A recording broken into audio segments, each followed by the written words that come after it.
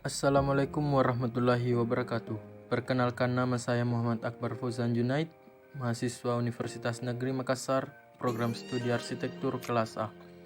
Dalam video ini saya akan menjelaskan tentang ragam bahasa Indonesia. Ragam bahasa Indonesia berdasarkan penggunaannya, yaitu ragam bahasa Indonesia lama dan ragam bahasa Indonesia baru. Ragam bahasa Indonesia lama. Ragam bahasa Indonesia lama dipakai sejak zaman Kerajaan Sriwijaya sampai dengan saat dicetuskannya Sumpah Pemuda.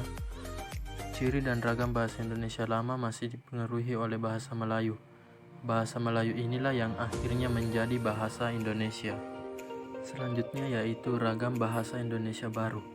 Penggunaan ragam bahasa Indonesia baru dimulai sejak dicetuskannya Sumpah Pemuda pada 28 Oktober 1928 sampai saat ini melalui pertumbuhan dan perkembangan bahasa yang beriringan dengan pertumbuhan dan perkembangan bangsa Indonesia.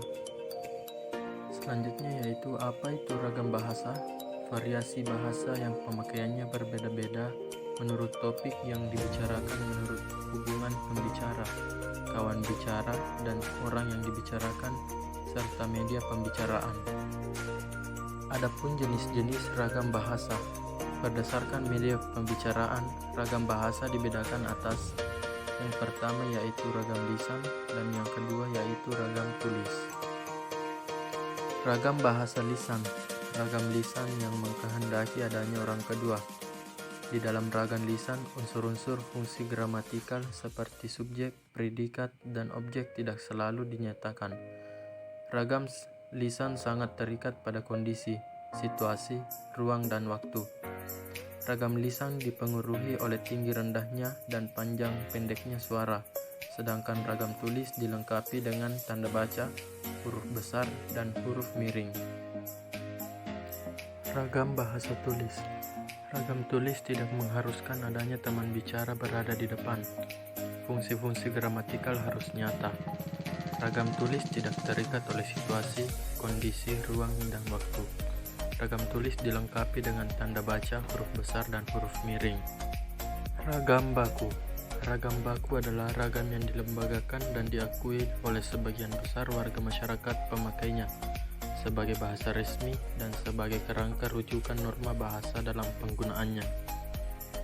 Ragam bahasa menurut hubungan pembicara, akrab atau tidaknya pembicara.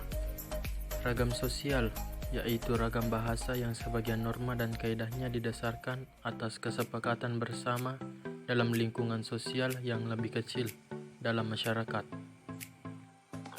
Ragam fungsional.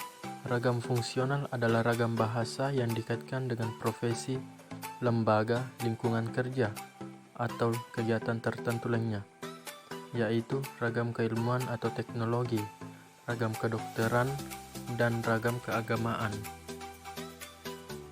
Bahasa Indonesia ilmiah adalah ragam bahasa Indonesia yang berfungsi sebagai alat untuk menyampaikan informasi ilmiah. Ciri-ciri ragam bahasa ilmiah. Yang pertama, cendekia, lugas dan jelas, ringkas dan padat, formal dan objektif, konsisten dan bertolak dari gagasan. Cendekia, yaitu kemampuan mengungkapkan hasil berpikir logis secara tepat, penyusunan kalimat teliti. Lugas dan jelas, yaitu setiap gagasan disampaikan secara langsung, sehingga makna yang ditimbulkan oleh pengungkapan itu adalah makna lugas. Ringkas dan padat, yaitu ringkas sama dengan tidak ada yang mubazir, sama dengan hemat penggunaan bahasa. Padat yaitu sama dengan gagasan memadai tanpa pemborosan. Formal dan objektif, kosakata bernada formal. Membaca bukan membaca, menulis bukan nulis, tertabrak bukan ketabrak, berkata bukan bilang. Objektif, tidak berlebihan. Konsisten, yaitu unsur bacaan, ejaan, tanda baca digunakan secara konsisten.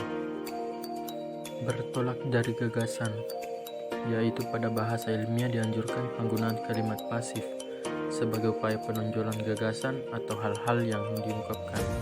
Penggunaan kalimat aktif penulis sebagai pelaku perlu dihindari. Bahasa Indonesia yang baik.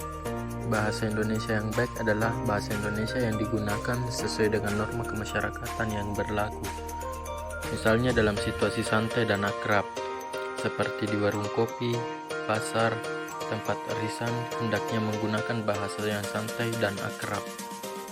Bahasa Indonesia yang benar, yaitu bahasa Indonesia yang benar adalah bahasa Indonesia yang digunakan sesuai aturan atau kaidah bahasa Indonesia yang berlaku. Bahasa Indonesia yang baik dan benar. Bahasa Indonesia yang baik dan benar adalah bahasa Indonesia yang digunakan sesuai dengan norma kemasyarakatan yang berlaku dan sesuai dengan kaidah bahasa Indonesia yang berlaku.